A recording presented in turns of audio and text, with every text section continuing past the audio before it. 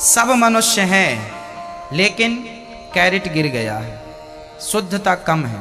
यदि वो शुद्धता, राजा हरिश्चंद्र मर गए, बिक गए, पत्नी बाजार में बिक गई, बेटा बाजार में बिक गया, क्या उस स्थिति में भी राजा हरिश्चंद्र ने क्या धर्म को छोड़ा? क्या सत्य को छोड़ा? नहीं छोड़ा ना। जो विषम परिस्थितियों में भी अपना सत्य ना छोड़े, उसी को आप सच्चा मनुष्य मानिए, मनुष्य जानिए। अब आप ही बताइए कि आप विषम परिस्थितियों में सच को छोड़ते हैं या पकड़ते हैं?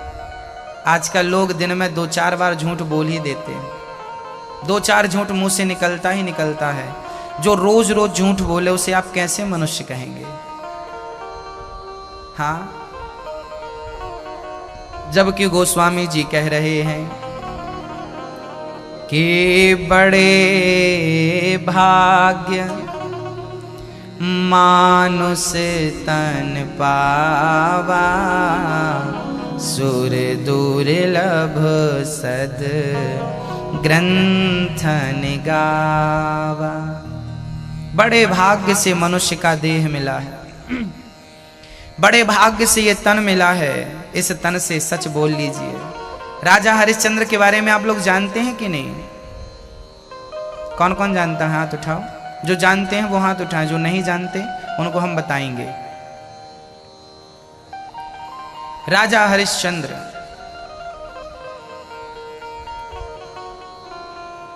राजा हरिश्चंद्र एक बहुत बड़े राजा थे।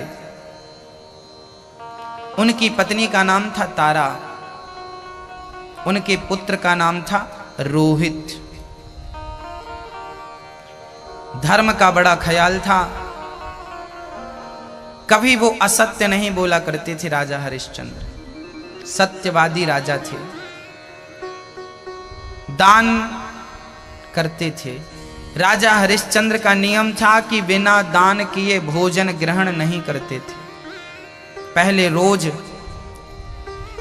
दान करते थे, सोना चांदी हीरा मोती जमीन, अन्न दान, भूमि दान, सोना दान, जल दान, गौ दान, जो बन पड़े हरिश्चंद्र सारा दान करते थे। देवराज इंद्र भी उनके पास आते थे उनसे मदद मांगने के लिए, इतने धर्मात्मा राजा थे। अच्छा, जब आप धर्मात्मा होते हैं ना, तो आपके घर में लक्ष्मी नाचती हैं, फिर जीवन में कोई कमी नहीं आती।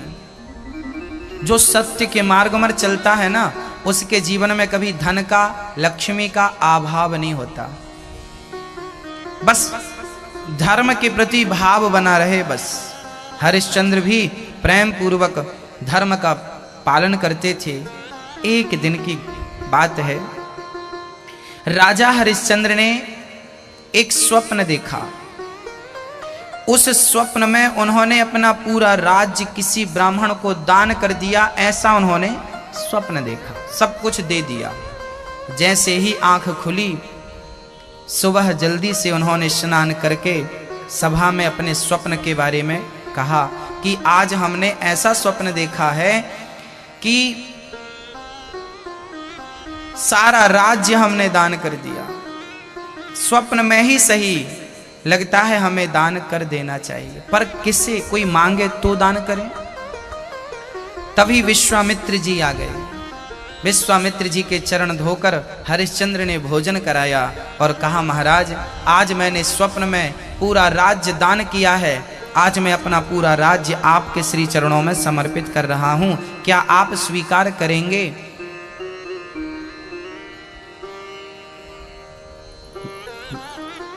विश्वामित्र जी बोले, जरूर स्वीकार करेंगे, आपका राज्य हमें स्वीकार है। आपने पूरा राज्य हमें दान कर दिया, हमने दान ले लिया, संकल्प हो गया, दान हो गया। विश्वामित्र जी ने कहा कि राजन, हम सभी ब्राह्मणों ने, सभी संतों ने आपके घर भोजन किया है, अभी आपने दान दिया वो तो आपकी मर्जी से दिया है, पर आपने हमें सबको भोजन तो कराया है ना।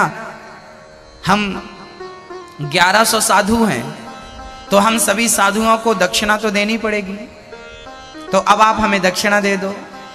हरिश्चंद्र बोले, महाराज मैंने पूरा राज्य दान कर दिया, अब मेरे पास कुछ बचा नहीं है जो आपको दक्षिणा दे सकूं। याद रखिए भक्तों, दान अलग होता है, दक्षिणा अलग होती है।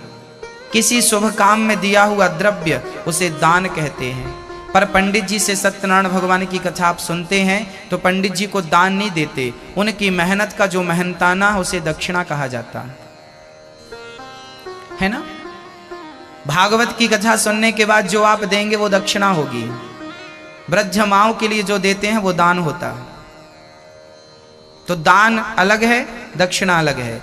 ब्राह्मणों ने कहा, साधुओं ने कहा कि आपने अपना राज्य हमें दान तो कर दिया, अभी दक्षिणा बाकी है, दक्षिणा दीजिए।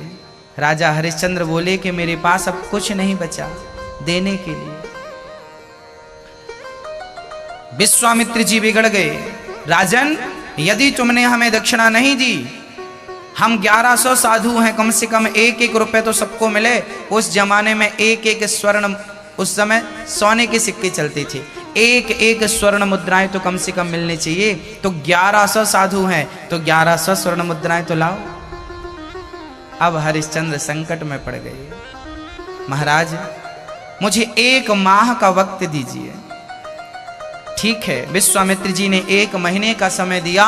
विश्वामित्र जी अब हरिश्चंद्र से कहते हैं कि अपने पूरे राजसी वस्त्र उतार दो।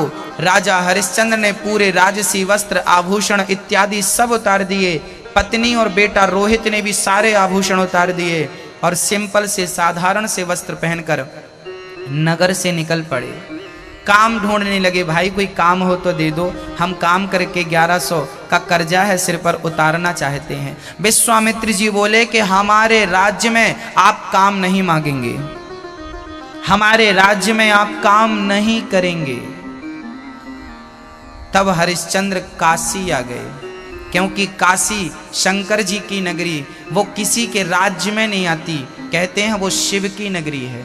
उस नगरी का राजा केवल शंकर है, उस नगरी का राजा कोई राजा नहीं बना आज तक। इसलिए हरिश्चंद्र ने काशी आकर के काम खोजा।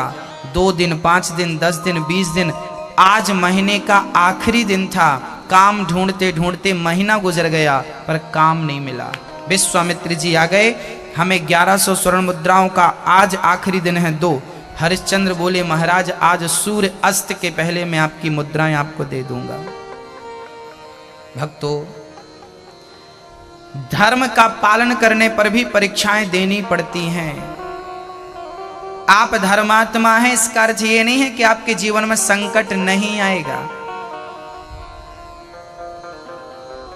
धर्मात्मा है तो भी आपके जीवन में संकट आएगा, और वो संकट आपके धैर्य की परीक्षा लेने के लिए होगा, आपके सत्य की परीक्षा लेने के लिए होगा। राजा हरिश्चंद्र देखिए अब किस प्रकार परीक्षा दे रहे हैं। अब देखना यह है कि यह व्यक्ति पास होगा या फेल होता, देखना यह है।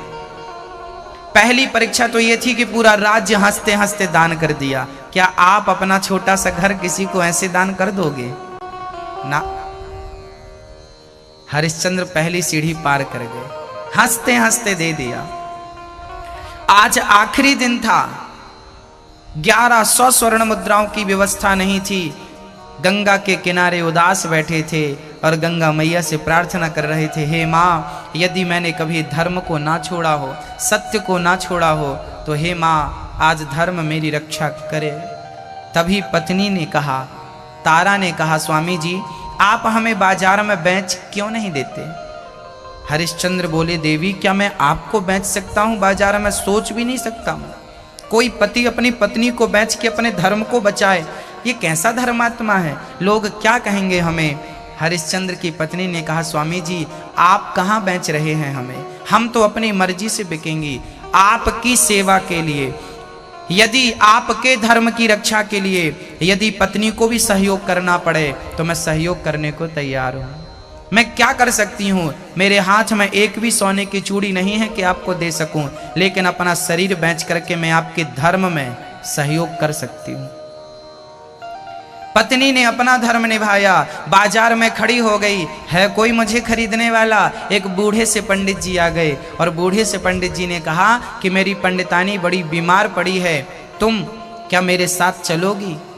उसकी सेवा करनी पड़ेगी, भोजन भी बनाना पड़ेगा, मेरे पूजा की तैयारी भी करनी पड़ेगी, कुएं से पानी निकालना पड़ेगा और पंडितानी के पांव दबाने पड़ेंगे। हाँ हाँ मैं सब कर लूंगी, आप मुझे खरीद लीजिए, कितना मूल्य देंगे? ब्राह्मण बोला, पंडित जी बोले कि मैं तुम्हारा 500 स्वर्ण मुद्राएं दे सकता हूं, उससे ज्यादा नहीं, क्योंकि इससे कम में बहुत सारी दासियां मिल सकती हैं सेवा के लिए, मैं तुम्हारा केवल 500 स्वर्ण मुद्राएं दूंगा। ठीक है। हरिश्चंद्र की पत्नी तारा ने वो 500 स्वर्ण मुद्राएं ली और पूरी की पूरी स्वर्ण मुद्राएं हरिश्चंद्र के चरणों में डाल दिया। स्वामी जी, पत्नी जितना कर सकती थी अपने पति के लिए उतना मैंने किया, आपके धर्म के लिए, आपकी सेवा के लिए मुझे बिकना पड़ा तो मैं बिक गई। लोग कहते हैं हरिश्चंद्र ने बेचा है पत्नी को, ना ना, हरिश्चंद्र ने नहीं बेचा, अपनी मर्जी से पत्नी स्वयं बिक गई। हरिश्चंद्र देखते रहे, कुछ बोल ना सके। क्या गुजर रही होगी उस राजा पर जो कल तक राजा था, जिसके सामने हजारों दास दासियां हाथ जोड़कर खड़े थे। आज उनकी पत्नी आज किसी के घर में चूल्हा फूकने जा रही है, किसी के कुएं से पानी भरने जा रही है, किसी की साड़ी खींचने धुलने जा रही है, किसी का भोजन बनाने जा रही है। चल पड़े। और दर्दनाक तब था जब पंडित जी तारा का हाथ पकड़कर नहीं ले गए, तारा के बाल पकड़कर घसीट कर खींच कर ले गए। अब हरिश्चंद्र के सामने उनकी पत्नी के कोई बाल पकड़ के घसीट रहा हो, क्या गुजर रही होगी। खींच कर ले गए, घसीट कर ले गए तारा को। छोटा सा नन्हा सा बालक 5 वर्ष का रोहित खड़ा देख रहा था। जब उसकी माँ को किसी ने इस प्रकार पकड़ा तो दौड़कर माँ से लिपट गया। माँ माँ मुझे छोड़कर मत जाओ, माँ मुझे छोड़कर मत जाओ। पंडित जी बोली, ये बालक किसका है? महाराज, मुझे अभागिन का बेटा है, तो इसे हटाओ। हरिश्चंद्र ने आकर पकड़ लिया। हरिश्चंद्र ने कहा, ब्राह्मण देवता, आपने मेरी पत्नी को खरीद लिया है, ये बालक मां के बिना रह ना पाएगा, इसे भी आप खरीद लीजिए। ब्राह्मण बोले, ना ना, यदि मां बेटे रहेंगे तो ये काम में मन नहीं लगेगा, ये एक दूसरे से बात और व्यस्त रहे आएंगे, इसलिए हम झंझट नहीं पालना चाहते। पर बच्चा तो बच्चा है। फिर लिपट गया, रोने लगा। माँ माँ मुझे छोड़कर तो मत जाओ, तेरा रोहित मर जाएगा, माँ तेरे बिना मुझे छोड़कर मत जाओ। जब इस प्रकार की बात पंडित जी ने सुनी, उनको दया आ गई। ठीक है, मैं 100 मुद्राएं देता हूं इस बच्चे की। 100 स्वर्ण मुद्राएं देकर बच्चे को ले लिया। बोले, ये मेरी तुलसी इत्यादि, दूर्वा इत्यादि तोड़कर लाएगा और मेरी सेवा पूजा में सहायता करेगा। अब दोनों को लेकर पंडित जी चले गए। भरे बाजार में हरिश्चंद्र खड़े हो गए, कोई मुझे खरीदने वाला है। तभी एक चांडाल जो शमशान में पहरा दिया करते थे,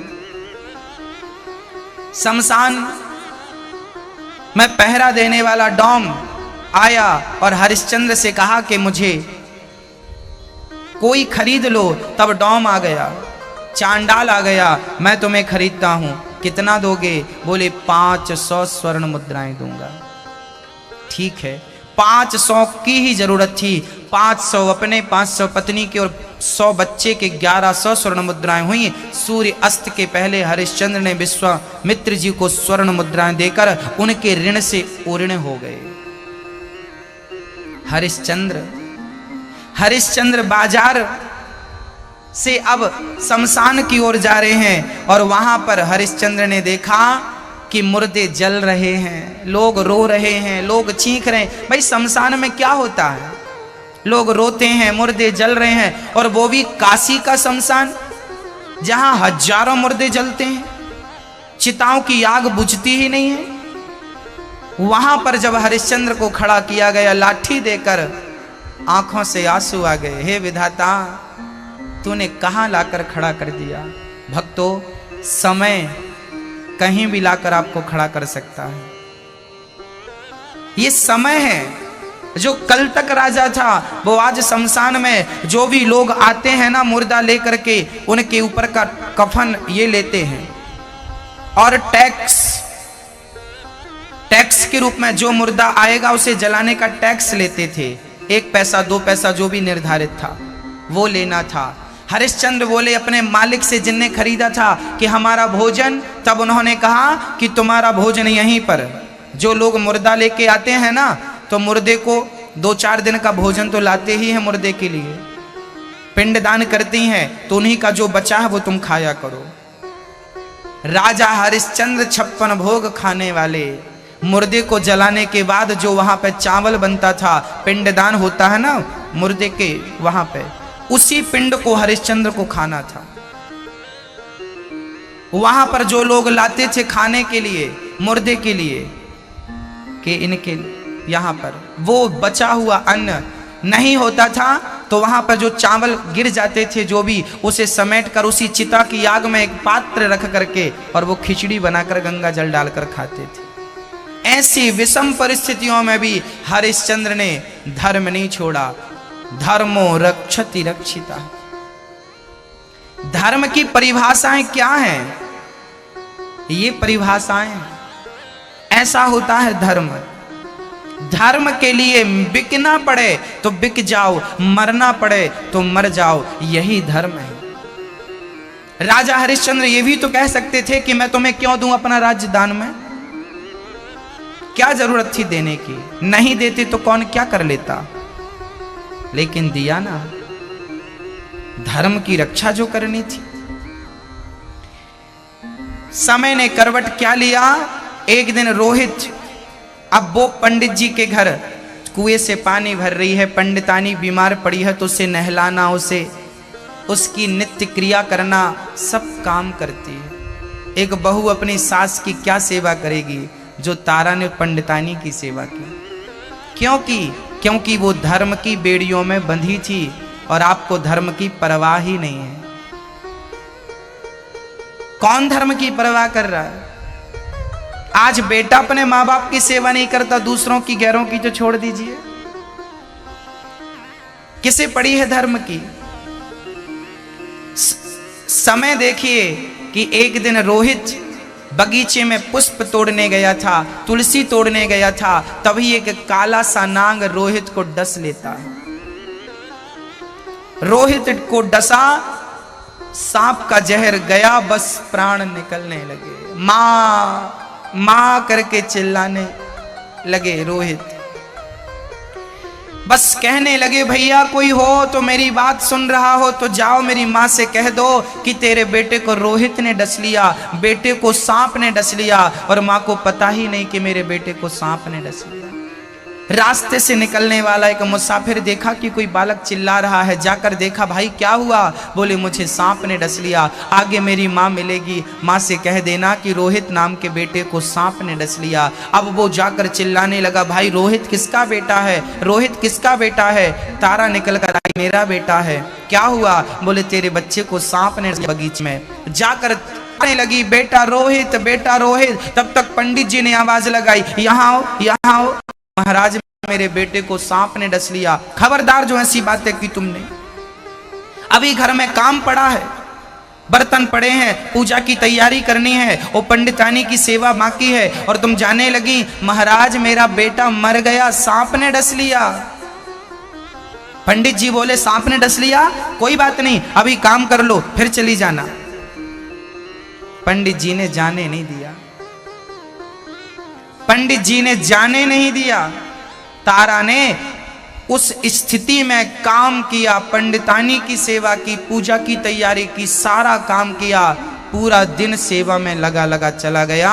जब पंडित जी पंडितानी रात के 10 बजे सो गए, तब फुर्सत मिली,